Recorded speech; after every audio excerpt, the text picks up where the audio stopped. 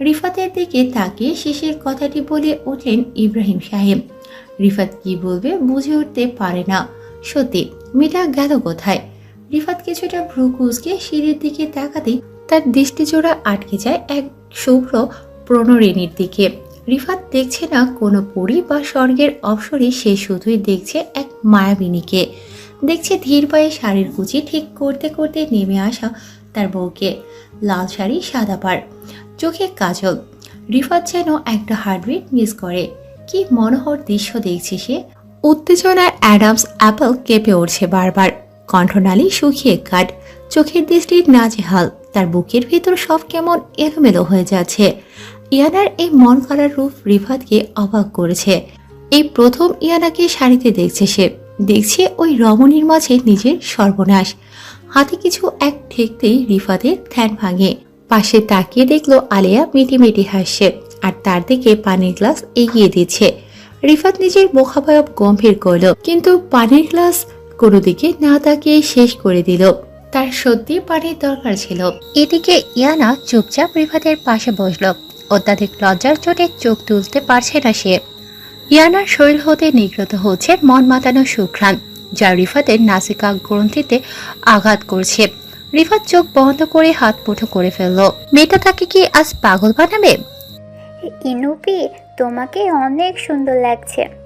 ইনিয়া চোখ তুলে তাকায় আলেয়ার দিকে, মিষ্টি হেসে বলল, থ্যাঙ্কস আলু। আলেয়া জিভ ভাঙায়। ইশরাত বেগম এক লোকমা ভাত মেখে মুখে তুলে পড়ে, এবার বউ বউ লাগছে মেয়েকে। এই আসবি, এবার থেকে ইহনায়া যেন শাড়ি পরে, তবেই না বউ লাগবে, রিফাতের পাশেও মানাবে। আশফিয়া মাথা নাড়িয়ে সম্মতি জানালেন। ইয়াসমিন বেগম ইনার দিকে তাকিয়ে মুচকি হাসল। তার মেয়েটা কত বড় হয়ে গেছে। একটা সময় যার চিন্তায় নির্ঘুম রাত পার করেছে, এখন তাকে সুখী দেখে কলিজা ঠান্ডা হয়ে যাচ্ছে ইয়াসমিন বেগমের। মনে মনে দোয়া করে দিল তার মেয়ে জামাইয়ের জন্য। সবাই টুকটাক কথার মাধ্যমে খাওয়া শেষ করল। রিফাত আর বাকি সবাই যে যার রুমে চলে গেল। ইয়ানা এটো প্লেটগুলি সিঙ্কে রেখে ধোয়ার উদ্যোগী হতেই মিসেস আশফিয়া হাত থামিয়ে দিল। ইয়ানার হাতে এক বাটি দই দিয়ে বলল, রিফাতকে দে আর নিজেও খা, ভালোবাসা বাড়ি। ইয়ানা চোখ বড় বড় করে তাকালো তার আন্টি মায়ের দিকে। লজ্জায় লাল হয়ে গেল তার গাল। এই মানুষটা তাকে কথায় কথায় লজ্জা দেয় কেন তা বুঝে আসে না ইয়ানার। ইয়ানা রুমে প্রবেশ করে দেখলো রিফাত আয়নার সামনে দাঁড়িয়ে দেহে সার জড়াচ্ছে। ইয়ানা শাড়ি সামলে এগিয়ে গেল সেদিকে। রিফাত আয়নায় ইয়ানাকে পরখ করে দেখলো একবার। ইয়ানা দইয়ের বাটি রিফাতের দিকে এগিয়ে দিয়ে বলল, আপনার জন্য। রিফাত ফ্রুকুসকে একবার বাটির দিকে তো একবার ইয়ানার দিকে তাকালো। ঘুরে মেয়েটার সান্নিধ্যে অগ্রসর হতে হতে বলল, উপযুক্ত বউ হতে চাও? ভরকে গেল ইয়ানা। আমতা আমতা করে বলল, মানে? শার্টের বোতামগুলি লাগিয়ে দাও, বউয়ের দায়িত্ব পালন করো। ইয়ানা শুকনো ঢোক গেল। রিফাত দইয়ের বাটি হাতে নিয়ে খেতে লাগলো আর অনিমেষ চেয়ে রইল ইয়ানার দিকে। মেয়েটার কাপা হাতে তার শার্টের বোতামগুলি সযত্নে লাগিয়ে দিচ্ছে, আবার মাঝের মধ্যে জিভ দিয়ে নিজের শুষ্ক ঠোরচোরা ভেজাচ্ছে। রিফাতের পরের মধ্যে তৈরি হলো এক অদম্য ইচ্ছা। অভিলাষ হলো সেই সূক্ষ্ম ঠোরচোরা নিজের অধরের মাঝে নিয়ে সযত্নে তা মুড়িয়ে ফেলতে। কিন্তু নিজের এই ভয়ঙ্কর ইচ্ছাকে ধামাচাপা দিয়ে এক চামচ দই উঠিয়ে ইয়ানার মুখের সামনে ধরে। ইয়ানা নির্বাকভাবেই তা খেয়ে নেয়, সরে আসে রিফাত হতে। কিছুক্ষণের মাঝে রিফাত রেডি হয়ে যায় নার্সিংহোম যাবার জন্য। রুম থেকে বেরিয়ে যাওয়ার আগেই রিফাত শুনতে পেল ইয়ানার কণ্ঠ, ফিরবেন কখন? সন্ধ্যায়। আর কিছু? ইয়ানা দুদিকে মাথা নাড়িয়ে না বোঝায়, কিন্তু তার মন ক্ষুণ্ণ হয়। যার জন্য এই শাড়ি পরা সে যে কোনো ধরনের প্রশংসা করল না, এমনকি তার দিকে ভালো করে তাকালো পর্যন্ত না। কিন্তু ইয়ানা জানে না তার এই রূপের মাদকতায় কেউ ঘায়েল। ইয়ানা ঠোঁট বাঁকিয়ে মাথা নিচু করে দাঁড়িয়ে রইল। মন খারাপে ভরপুর হলো তার চেহারা। হঠাৎ করে কারো হাতের ছোঁয়া নিজের গালে পেতেই চমকিয়ে তাকায়। রিফাত গভীর চোখে তাকিয়ে আছে তার দিকেই। মুহূর্তেই ঝুঁকে পড়ে মেয়েটার কানের কাছে, ফিসফিসিয়ে শুধায়। গাড়ির দরজা খুলে ভেতরে প্রবেশ করার আগেই রিফাতের যেন মনে হলো কেউ তার পেছনে এসে দাঁড়িয়েছে। কানে আসলো কারো কণ্ঠ, ভাইজান। ভ্রুকুসকে পেছন ফিরে দেখতেই চোয়াল শক্ত হলো রিফাতের। রাগ হলো কিছুটা, কিন্তু তারপরেও নিজেকে যথাসম্ভব সংযত রাখার চেষ্টা করলো। সিয়াম হয়তো কিছুটা রিফাতের অবস্থা অনুমান করতে পারল। ঠোঁটের কোণে হাসি টেনে বলল, ভাইজান, আমায় দেখে আপনার রাগ হওয়াটা অস্বাভাবিক কিছু না। আপনার জায়গায় আমি হলে হয়তো আমার প্রতিক্রিয়া এরকমটাই হতো। শুনল কিন্তু কোনো রকম উত্তর দিল না রিফাত। একই ভঙ্গিতে তাকিয়ে রইল সিয়ামের দিকে, কঠিন নীরব তার দৃষ্টি। সিয়াম আবারও বলল, আসলে আমি অত্যাধিক লজ্জিত, নির্বোধ আচরণের জন্য অনুশোচনাপূর্ণ। আমি সমস্ত কিছু আমাদের জানা উচিত ছিল। হুট নেওয়া আমাদের পদক্ষেপে আপনারাও কিছুটা ক্ষুব্ধ হয়েছেন। সিয়াম থামল। কেন জানি রিফাতের দিকে তাকানোর সাহস হচ্ছে না তার। এই মানুষটার সামনেই তার স্ত্রীর জন্য বিবাহের প্রস্তাব জানিয়েছিল সে। ভাবতেই নিজের ওপর কেমন রাগ লাগছে সিয়ামের, সাথে রয়েছে লজ্জা। সমস্ত কিছু শুনে রিফাতও কিছুটা ক্ষান্ত হলো। সিয়াম ছেলেটা ভালো, তার ভদ্রতার পরিচয় কালকেই পেয়েছে সে। রিফাত এবার গা ছাড়ল, আচরণে পরিবর্তিত আনার চেষ্টা করল সে। এখন যেন সিয়ামকে ধন্যবাদ জানাতে মন চাইছে তার। জীবনে প্রথমবার রিফাত যদি কারো প্রতি ঈর্ষা অনুভব করে তাহলে সেই মানুষটি হলো সিয়াম। রিফাত স্বাভাবিক কণ্ঠে বলল, কেউ অজান্তেই তার রূপ দিয়ে আমায় আঘাত করার চেষ্টা করেছে। তাকে বলে দিও আমি রিফাত আহত হয়েছি। সিয়াম বিস্তার হাসল। রিফাতের বাড়িয়ে দেওয়া হাতের মাঝে নিজের হাত বাড়িয়ে হ্যান্ডশেক করল। সিয়াম আহমেদ, আপনার সাথে কথা বলে কিছুটা ভালো লাগছে, না হলে কাল থেকে অপরাধবোধে ভুগছিলাম।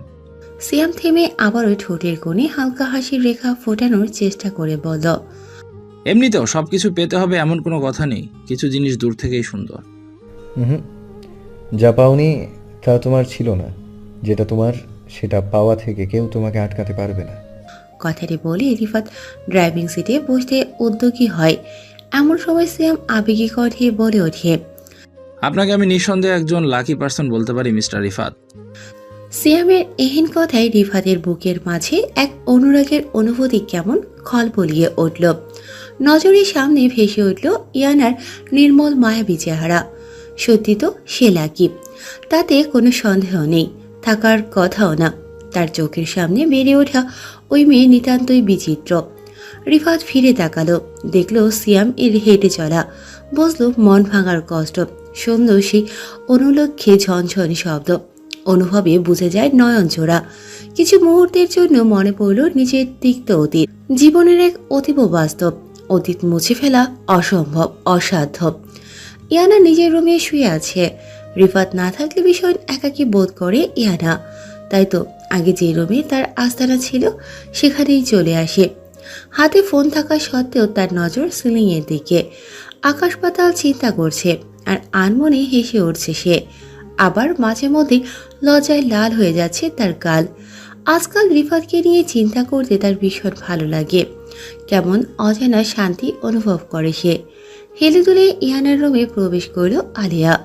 চোখে মুখে কেমন ক্লান্তির ছাপ। সোজা খাটের উপরে উঠে ইয়ানার পাশে শুয়ে পড়ে। তারপর ঠোঁট উল্টে বলে, আপি, মাথা টিপে দাও, ঘুমোবো। ইয়ানা ফ্রুকোসকে এক পলক আলিয়ার দিকে তাকালো। ফোন সাইডে রেখে আলিয়ার মাথায় বিলিকে দিয়ে দিতে দিতে বলল, চোখ মুখের অবস্থা এরকম কেন? আলিয়ার চোখ বন্ধ রেখেই বলল, কাল বাদে পরশুদিন পরীক্ষা আপি, ভীষণ ভয় করছে। মনে হচ্ছে যা পড়েছি সব ভুলে যাব। ইয়ানা হালকা হাসলো। আলিয়ার গাল টিপে দিয়ে বলল, বেশি চিন্তা করিস না, সব ঠিক হবে। পরীক্ষা দিতে যাওয়ার আগে 2 রাকাত সালাতুল হাজতের নামাজ পড়ে নিবি। মন মস্তিষ্ক দুটোই ভালো থাকবে। পরীক্ষা ভালো হবে ইনশাল্লাহ। আলিয়া মাথা ঝাঁকালো, সম্মতি জানালো ইয়ানার কথায়। তারপরে কিছুক্ষণ কথা চলো দু বোনের মধ্যে। একটা সময় আলিয়ার মাথায় বিলি কেটে দিতে দিতে ইয়ানাও হারিয়ে গেল ঘুমের রাজ্যে। আসরের আজার কানে আসতে ঘুম ভেঙে গেল ইয়ানার। পিট পিট চোখে তাকালো মাথার উপর ওয়াল ক্লকের দিকে। ঘড়িতে 4:30 বাজে। জানলা থেকে বাইরে তাকাতেই দেখলো আকাশটা বেশ ঘোর হয়ে আছে। পশ্চিম আকাশে জমেছে কালো মেঘের ভেলা। সময় নষ্ট না করে ইয়ানা উঠল। ঝটপট ওয়াশরুম থেকে অজু করে এসে নামাজে দাঁড়ালো। তারপর কোরআন তেলাওয়াত। আলিয়া এখনো ঘুমে আচ্ছন্ন। নামাজের জন্য তাকে ডেকে বিফল হলো ইয়ানা। ফিনকে খাবার দিল। মিয়াও আওয়াজ শুনে বারান্দায় উকি দিতে দেখলো মিশিকে। তাকে কোলে তুলে নিজেকে গুছিয়ে নিচে আসলো ইয়ানা। ইয়াসমিন বেগম, মিসেস আইফিয়া, ইশরাত বেগম সবাই ড্রয়িং রুমের সোফায় বসে আছেন। ইব্রাহিম সাহেব আর আফতাব মিয়া গেছেন মসজিদে। একেবারে মাগরিবের নামাজ পড়েই আসবেন তারা। ইয়ানা সবার উদ্দেশ্যে বলল, চা করি? ইশরাত বেগম মজুরি দিলেন, সাথে এটাও বললেন, 10 বার হাত ধুবি, ওই বিড়ালের ছোঁয়া তোর হাতে। আশফিয়া বেগম ইনার উদ্দেশ্যে বলল, তুই বস, আমি করছি। শাড়ি পরে গ্যাসের ধারে যাওয়ার প্রয়োজন নাই, এমনিও রান্নাঘরে কিছু কাজ আছে। ইয়াসমিন বেগম ও পিছে গেল তার। ইয়ানা দীর্ঘশ্বাস ছাড়ল, সে জানতো এরকমটাই হবে। মিশিকে কোলে নিয়ে বসল সোফায়। ইশরাত বেগম তসবিহ গুনতে গুনতে ইয়ানার উদ্দেশ্যে বলল, রিফাত কই, দেখছি না যে? নার্সিংহোম গেছেন দাদি। কখন আসবে? বললো তো সন্ধ্যায় ফিরে আসবে। ইয়ানার উত্তরে ভীষণ অসন্তুষ্ট হলো ইশরাত বেগম। মুখভঙ্গি বদলায় তার। আজকালকার মেয়ে মানুষদের সাথে নিজের কালের বউ ঝির বেশ পার্থক্য লক্ষ্য করলেন তিনি। তসবিহ উপর চলমান আঙুল থেমে গেল। বেশ দৃঢ়ভাবে বললেন, স্বামীর প্রতি এত উদাসীনতা ভালো নয় মায়ে। রিফাত কোথায় যায় না যায় সব পূর্ণ খেয়াল রাখা তোর উচিত। এমনিতেও স্বামীর অধিকার তুই এখনো রিফাতকে দিসনি, তা আমি ভালোই বুঝেছি। পুরুষ মানুষের ভালোবাসা হলো গুপ্ত খাজানা, যে মেয়ে পায় সে ভাগ্যবতী। ইশরাত বেগমের কথায় ইয়ানা চোখ বড় বড় করে তাকায় তার দিকে। বুকটা কেঁপে ওঠে তার। ইয়ানা নিজেকে সামলে ওঠার আগেই ইশরাত বেগম আরো বলেন, রিফাতের বয়স দেখ, প্রায় 30 ছুঁই। এই বয়সে সবাই বাবা হতে চায়, আর তুই কিনা? শুনে রাখ, পুরুষ মানুষ জীবনে 2টি নারীকে বেশি প্রাধান্য দেয়, এক তার জন্মদাত্রী আর দ্বিতীয় তার সন্তানের জননী। ইয়ানার শরীর শিউরে উঠল। মনটা আচান করছে তার। মাথায় অবাঞ্ছিত ভাবনা চিন্তারা বাড়ি দিচ্ছে জোরে সোরে। তবে কি রিফাত তাকে এখনো মেনে নেয়নি? না না, কি সব ভাবছে ইয়ানা। ইয়ানা ঘন নিঃশ্বাস ছাড়ে, কোনো কথা বলতে পারে না। সবকিছু কেমন দলা পাকিয়ে আটকা পড়ছে গলার মাঝে। বিবর্ণ মুখোদয় নিয়ে চুপচাপ সোফা ছেড়ে উঠে গেল ইয়ানা। নিজের রুমে গিয়ে ব্যালকনিতে দাঁড়ালো। মোচড় দিয়ে উঠল অন্তর। নিজের অজান্তে চোখ থেকে গড়িয়ে পড়ল এক ফোঁটা বাড়ি করা। সংসার জীবন নিয়ে ইয়ানার ধারণা কম, কিন্তু স্বামী স্ত্রীর মাঝে সম্পর্ক নিয়ে তার ধারণা স্বল্প নয়। মাগরিবের আজান শোনা গেল। চারিদিক থেকে সময় নষ্ট না করে অজু সেরে নামাজে দাঁড়ালো। মনোজাত করল লম্বা সময় ধরে।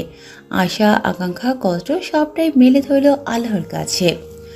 বিছানায় বসে নিজের হাফ বোরখা হিজাব খুলতে খুলতেই দেখলো আলেয়া আলসি ভাঙছে। উঠে বসে ড্যাব ড্যাব করে তাকালো আলেয়া। মেয়েটার চোখ মুখ ঘুমের জড়িয়ে ফুলে গেছে।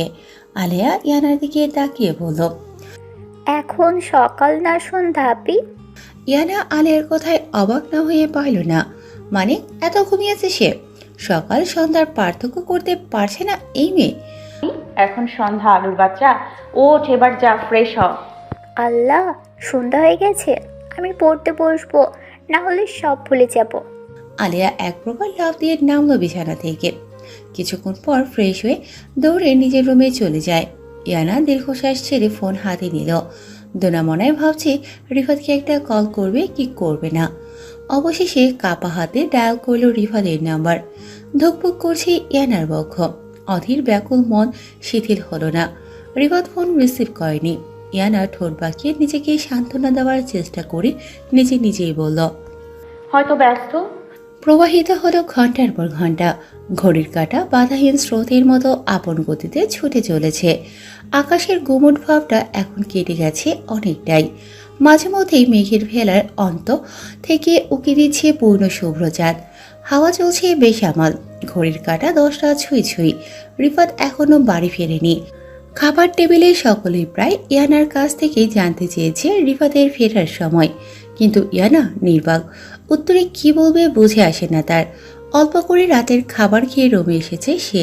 ফাঁকা রুমে বিমর্ষতাপূর্ণ মনোভাব নিয়ে বড় ব্যালকনির এক কোণে চুপচাপ বসে আছে ইয়ানা। উদাসীনতায় ভুগছে সে।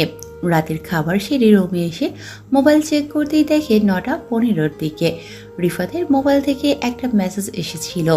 ইয়ানা দ্রুত মেসেজ খুলে পড়তেই মুখটা চুপসে যায়। রিফাত ব্যস্ত বনু, আমি আহিল। সে বলল তোমায় যেন বলে দিই যে রিফাতে ফিরতে দেরি হবে। কেউ যেন তার জন্য অপেক্ষা না করে। মলিন চোখে তাকিয়ে আছে আকাশবাণী। চাঁদের স্নিগ্ধ শোভন আলোক ছায়া ইয়ানার বিমর্ষ চেহারায়। দুহাঁটু জড়িয়ে আকাশ কুসুম কল্পনা করতে ব্যস্ত সে। ক্ষণে ক্ষণে নিঃশ্বাস নিচ্ছে। চারিপাশ শূন্যতায় ভরপুর। এরকম পরিবেশে ইয়ানা ভয় পায়, কিন্তু আজ কি হলো তার? নিজেকে বিলীন করে দিচ্ছে এই শূন্যতার মাঝে। রুমে মৃদু আলো জ্বলতে দেখে রিফাত বিছানার দিকে তাকালো। সঙ্গে সঙ্গে কপালে ভাঁজ পড়ল তার। বিছানা খালি। মেয়েটা কোথায়? আজকাল নিজের রুমের দরজা খুলে ইয়ানাকে চোখে হারানোর এক অভ্যাস তৈরি হয়েছে রিফাতের মাঝে। ইয়ানা হয়তো তার রুমে। কথাটি ভেবে রুম ত্যাগ করার আগেই চোখ গেল ব্যালকনির দিকে। ইয়ানার শাড়ির আঁচলের কিছু অংশ দেখে রিফাত অবাক হয়। প্রায় 11:15 ঘড়িতে। মেয়েটা এই সময় ব্যালকনিতে কি করে? রিফাত ধীর পায়ে এগিয়ে গেল। ইয়ানাকে গুটিসুটি হয়ে বসে থাকতে দেখে রিফাত ধীর আওয়াজে তাকে ডাকল, কিন্তু ইয়ানার কোনো সাড়া নেই। উপায় না পেয়ে রিফাত ঝপ করে বসে পড়ল ইয়ানার দেহ ঘেঁষে। কারো অবাঞ্ছিত আভাস পেয়ে ইয়ানা ছট করে পাশে তাকালো। রিফাত তার দিকেই অনিমেষ চেয়ে আছে। কুসকানো শার্ট, উস্কো খুস্কো চুল, চশমার ফাঁকে গ্লান চক্ষুদয়।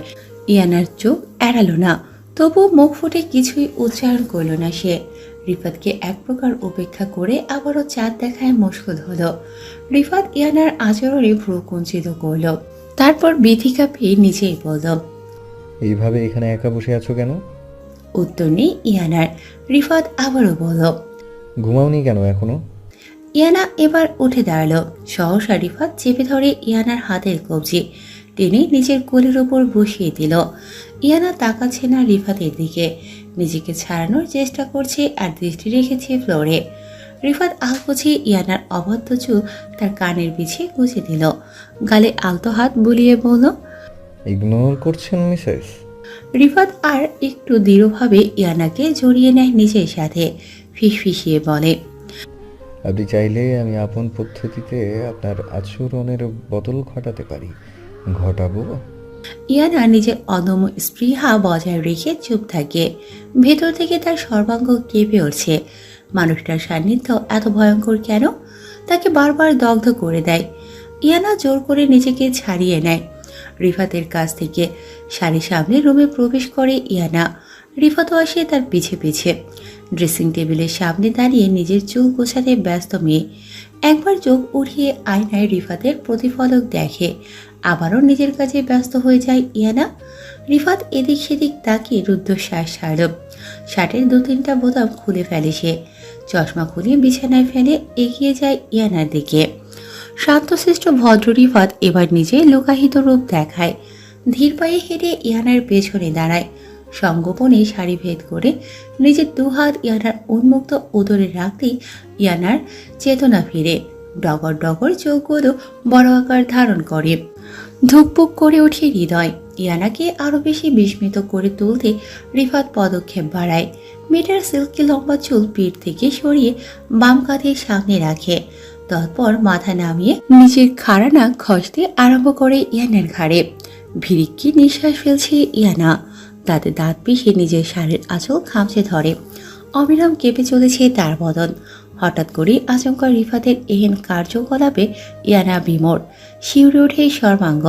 মুহূর্তে অনুভব করে নিজের ঘাড়ে কাঁধে রিফাতের মৃদু অশ্রুর ছোঁয়া। টক বগিয়ে ওঠে ইয়ানার লৌহ। মুখের ওঠানামা ক্রমশ বেড়েই চলেছে। রিফাতের কোনোই প্রতিক্রিয়া নেই। সে এক মনে ইয়ানাতে মত্ত।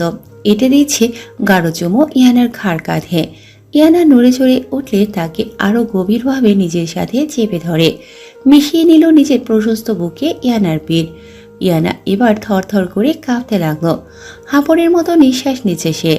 রিফাত এবার ইয়ানার উন্মুক্ত পিঠের কিছু অংশে নিজের নাক ঘষতে ঘষতে মৃদু স্বরে বলল, রাগের কারণ জানতে চাই। ইয়ানা চোখ বন্ধ করেছিল এতক্ষণ।